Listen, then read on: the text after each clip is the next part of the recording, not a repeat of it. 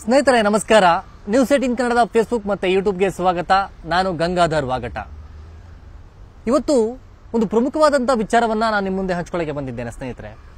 ಇಡೀ ರಾಜ್ಯಾದ್ಯಂತ ಸಾಕಷ್ಟು ಚರ್ಚೆಯಾಗಿದ್ದಂತಹ ಒಂದು ಪ್ರಕರಣ ಅದು.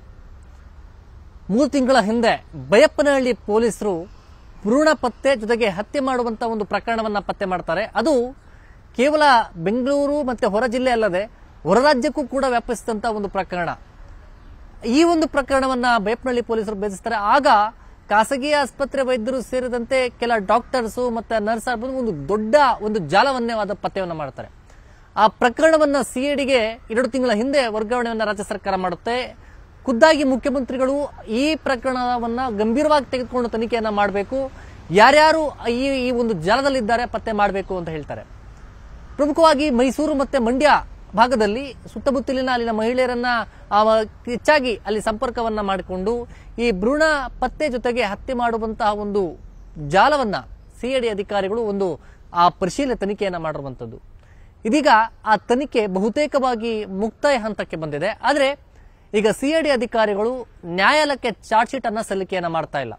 ಬದಲಾಗಿ ಅವರು ತನಿಖಾ ವರದಿ ಏನಿತ್ತು ಆ ವರದಿಯನ್ನ ಈಗ ಆರೋಗ್ಯ ಇಲಾಖೆಗೆ ಕೊಡೋಕೆ ಸಿದ್ಧತೆಯನ್ನ ಮಾಡಿಕೊಂಡಿರುವಂತದ್ದು. ಆದ್ರೆ ಆರೋಪಿಗಳ ಬಂಧನ ಆಯಿತು, ವಿಚಾರಣೆ ಆಯಿತು, ಮತ್ತೆ ಎಲ್ಲ ಒಂದು ಮಾಹಿತಿಯನ್ನ ಕಲೆ ಹಾಕಿದ್ರು.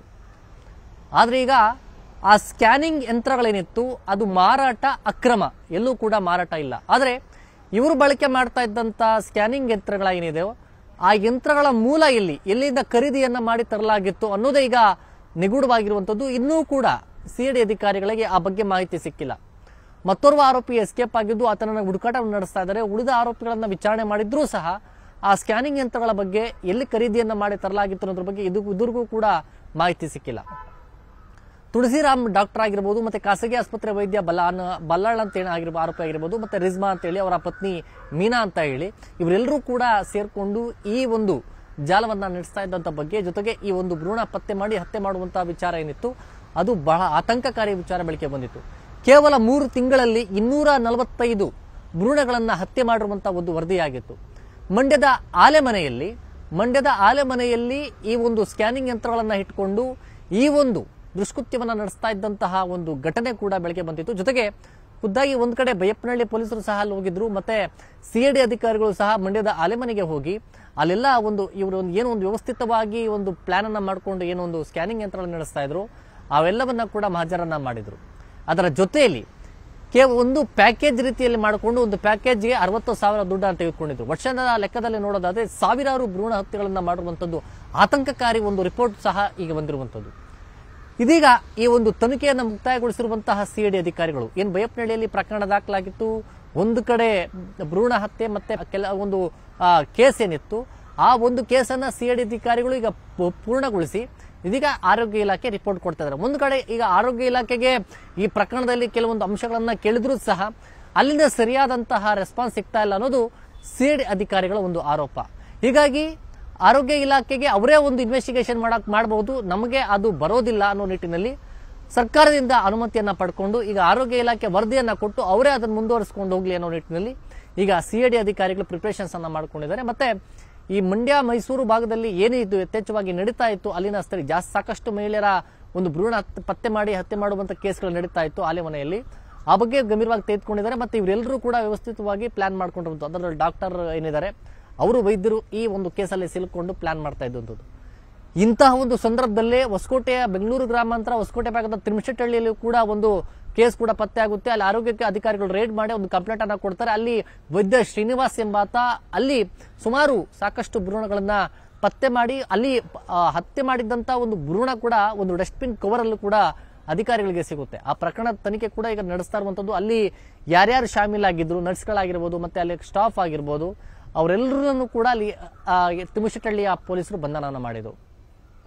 ಅದೇ ರೀತಿಯಾಗಿ ಈ ಸಿಐಡಿ ಅಧಿಕಾರಿಗಳು ತೆಗೆದುಕೊಂಡಂತ ಈ ದೊಡ್ಡ ಒಂದು ಜಾಲದ ಪ್ರಕರಣ ಏನಿತ್ತು ಅದರಲ್ಲಿ ಈಗ ಅವರ ರಾಣಿ ಅಂತ ಹೇಳಿ ಆಕೆ ನರ್ಸ್ ಕೂಡ ಇದರಲ್ಲಿ ಶಾಮೀಲಾಗಿರುವಂತದ್ದು. ಎಲ್ಲರೂ ಈ ಒಂದು ದೊಡ್ಡ ಸುಮಾರು 12 ಮಂದಿ ಆರೋಪಿತರನ್ನ ಈಗ ಬಂಧನ ಮಾಡಿರುವಂತಹ ಸಿಐಡಿ ಅಧಿಕಾರಿಗಳು ಅವರ ವಿರುದ್ಧ ಒಂದು ತನಿಖೆಯನ್ನ ಮಾಡಿ ಸ್ಟೇಟ್ಮೆಂಟ್ ಅನ್ನ ಪಡ್ಕೊಂಡು ಈಗ ನ್ಯಾಯಾಲಯಕ್ಕೆ ಚಾರ್ಜ್ ಶೀಟ್ ಅನ್ನ ಸಲ್ಲಿಕೆ ಮುಂದಾಗಿರುವಂತದ್ದು.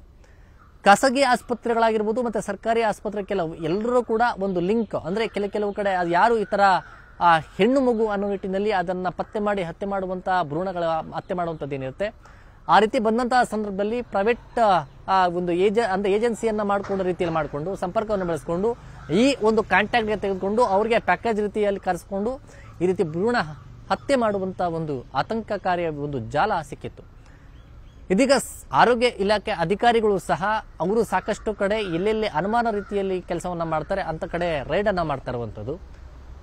ಸಿಐಡಿ ಅಧಿಕಾರಿಗಳು ಅವರನ್ನ ಕಾಂಟ್ಯಾಕ್ಟ್ ಮಾಡಿದಂತಹ ಒಂದು ಸಂದರ್ಭದಲ್ಲೂ ಕೂಡ ಸರಿಯಾದಂತಹ ಮಾಹಿತಿ ಸಿಕ್ಕಿಲ್ಲ ಅನ್ನೋದು ಅವರ ಒಂದು ಆರೋಪ ಆಗಿದೆ. ಇದೀಗ ಅವರಿಗೆ ವರದಿಯನ್ನ ಕೊಟ್ಟಂತ ಬಳಿಕ ಆರೋಗ್ಯ ಅಧಿಕಾರಿಗಳು ಈ ಒಂದು ಪ್ರಕರಣದಲ್ಲಿ ಯಾವ ಕ್ರಮವನ್ನ ಕೈಗೊಳ್ತಾರೆ, ಮುಂದುವರೆದ ಭಾಗವಾಗಿ ಈ ಒಂದು ಸ್ಕ್ಯಾನಿಂಗ್ ಯಂತ್ರಗಳು ಇವರಿಗೆ ಈ ಒಂದು ಜಾಲ ಅಂದ್ರೆ ಆನೆ ಮನೆಯಲ್ಲಿ 2 ಯಂತ್ರಗಳೇನಿತ್ತು ಅವರು ಸಿಕ್ಕಿದ್ದಾದ್ರೂ ಹೇಗೆ, ಅವರು ಎಲ್ಲಿ ಖರೀದಿ ಮಾಡ್ಕೊಂಡ್ ಬಂದ್ರು, ಎಲ್ಲ ಅಂಶಗಳು ಕೂಡ ಬೆಳಕಿಗೆ ಬರಬೇಕಾಗುತ್ತೆ. ಒಟ್ಟಾರೆಯಾಗಿ ಈ ಪದ್ಧತಿ ಏನಿದೆ ಭ್ರೂಣ ಹೆಣ್ಣು ಮಗು ಅನ್ನೋ ಕಾರಣಕ್ಕೆ ಭ್ರೂಣನ ಪತ್ತೆ ಮಾಡಿ ಅದು ಹತ್ಯೆ ಮಾಡುವಂತಹ ಒಂದು ಮನಸ್ಥಿತಿಗಳ ಬದಲಾಗಬೇಕಾಗಿರುವಂಥದ್ದು. ಮತ್ತೆ ಇದು ಅಕ್ರಮ ಆಗಿದ್ರೂ ಸಹ ದುಡ್ಡಿನ ಹಣದಾಸೆಗಾಗಿ ಈ ರೀತಿ ವ್ಯವಸ್ಥಿತವಾಗಿ ಜಾಲವನ್ನ ಮಾಡಿಕೊಂಡು ಏನು ಈ ರೀತಿ ಒಂದು ಕೃತ್ಯವನ್ನ ನಡೆಸ್ತಾ ಇದ್ರು ಅಂತರ್ಜಾಲಕ್ಕೆ ಈಗ ಬಿಸಿ ಮುಟ್ಟಿಸುವಂತ ಕೆಲಸಕ್ಕೆ ರಾಜ್ಯ ಸರ್ಕಾರ ಮುಂದಾಗಿರುವಂತದ್ದು. ಇನ್ನೂ ಕೂಡ ಬೇರೆ ಬೇರೆ ರಾಜ್ಯಗಳಲ್ಲಿ ಕೂಡ ಅದು ಲಿಂಕ್ ಪಡ್ಕೊಂಡಿತ್ತು. ಕೆಲವೊಂದು ಕಡೆ ಎಲ್ಲರೂ ಕೂಡ ಅಪ್ಸ್ಕ್ಯಾಂಡಿಂಗ್ ಆಗಿದ್ರು, ಕೆಲವರು ಹುಡುಕಾಟ ಕೂಡ ನಡೆಸ್ತಾ ಇರುವಂತದ್ದು. ಹೊರ ರಾಜ್ಯಗಳಲ್ಲೂ ಕೂಡ ಈ ರೀತಿಯ ಒಂದು ಜಾಲ ಇದೆ. ಅದನ್ನ ಅಂದ್ರೆ ಈ ಕಾಂಟ್ಯಾಕ್ಟ್ ಎಲ್ಲರೂ ಕೂಡ ಸಂಪರ್ಕ ಈ ಒಂದು ಕರ್ನಾಟಕದಲ್ಲಿ ಈ ತರ ಜಾಲ ಏನಿತ್ತು ಈ ಒಂದು ಆರೋಪಿಗಳ ಸಂಪರ್ಕದಲ್ಲಿ ಬೇರೆ ಬೇರೆಯವರು ಕೂಡ ಇರುವಂತದ್ದು. ಹೀಗಾಗಿ ಅವರ ಒಂದು ಪತ್ತೆ ಕಾರ್ಯ ಕೂಡ ಇನ್ನು ಅಧಿಕಾರಿಗಳು ನಡೆಸ್ತಾ ಇದ್ದಾರೆ.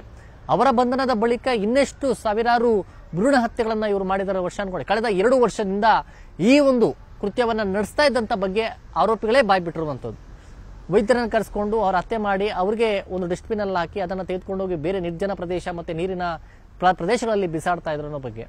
ಹೀಗಾಗಿ ಯಾರು ಭ್ರೂಣ ಹತ್ಯೆಯನ್ನ ಮಾಡಿಸ್ತಾ ಇದ್ದಂತಹ ಪೋಷಕರ ಅಂದ್ರೆ ಮಹಿಳೆಯರೆಂದರೆ ಅವರನ್ನೆಲ್ಲ ಕರೆಸ್ಕೊಂಡು ಈಗ ಸಿಐಡಿ ಅಧಿಕಾರಿಗಳು ಒಂದು ಸಾಕ್ಷಿಗಳಾಗಿ ಪರಿಗಣಿಸಿ ಅವರ ಹೇಳಿಕೆಗಳನ್ನ ಕೂಡ ದಾಖಲು ಮಾಡ್ಕೊಂಡಿದ್ದಾರೆ. ಈಗ ಮುಂದುವರಿದ ಭಾಗವಾಗಿ ಆರೋಗ್ಯ ಅಧಿಕಾರಿಗಳು ಈ ಒಂದು ಕೇಸ್ನಲ್ಲಿ ಯಾವೆಲ್ಲ ಒಂದು ಮುಂಜಾಗ್ರತಾ ಕ್ರಮಗಳನ್ನ ಕೈಗೊಳ್ತಾರೆ ಮತ್ತೆ ಆರೋಗ್ಯ ಇಲಾಖೆಯಲ್ಲಿ ಈ ಪ್ರಕರಣದಲ್ಲಿ ಅಂದ್ರೆ ಪರಿಪೂರ್ಣವಾಗಿ ಈ ಅಧಿಕೃತವಾಗಿ ಈ ಪ್ರಕರಣಗಳಲ್ಲಿ ಏನೆಲ್ಲ ಕ್ರಮಗಳನ್ನ ಕೈಗೊಂಡು ಮತ್ತೆ ರೂಪುರೇಷೆ ಮತ್ತೆ ಇನ್ನೇನು ಸುತ್ತೋಲೆ ಹೊರಡಿಸ್ತಾರೆ ಅನ್ನೋದು ಕೂಡ ನೋಡಬೇಕಾಗುತ್ತೆ. ಸ್ನೇಹಿತರೆ, ಈಗ ಭ್ರೂಣ ಪತ್ತೆ ಮತ್ತೆ ಹತ್ಯೆ ಕೇಸ್ಗೆ ಸಂಬಂಧಪಟ್ಟಂತೆ ಸಿಐಡಿ ಅಧಿಕಾರಿಗಳು ವರದಿ ಸಲ್ಲಿಕೆ ಮಾಡುವಂತಹ ಒಂದು ವಿಚಾರವನ್ನ ನಿಮ್ಮ ಮುಂದೆ ಹಂಚಿಕೊಂಡಿರುವಂತದ್ದು. ನಿಮಗೂ ಕೂಡ ಈ ಒಂದು ವಿಚಾರ ಇಷ್ಟವಾಗಿದ್ದಲ್ಲಿ ನ್ಯೂಸ್18 ಕನ್ನಡ ಫೇಸ್ಬುಕ್ ಮತ್ತೆ ಯೂಟ್ಯೂಬ್ ಅನ್ನ ಸಬ್ಸ್ಕ್ರೈಬ್ ಮಾಡಿ ಮತ್ತೆ ಶೇರ್ ಮಾಡಿ. ಧನ್ಯವಾದ.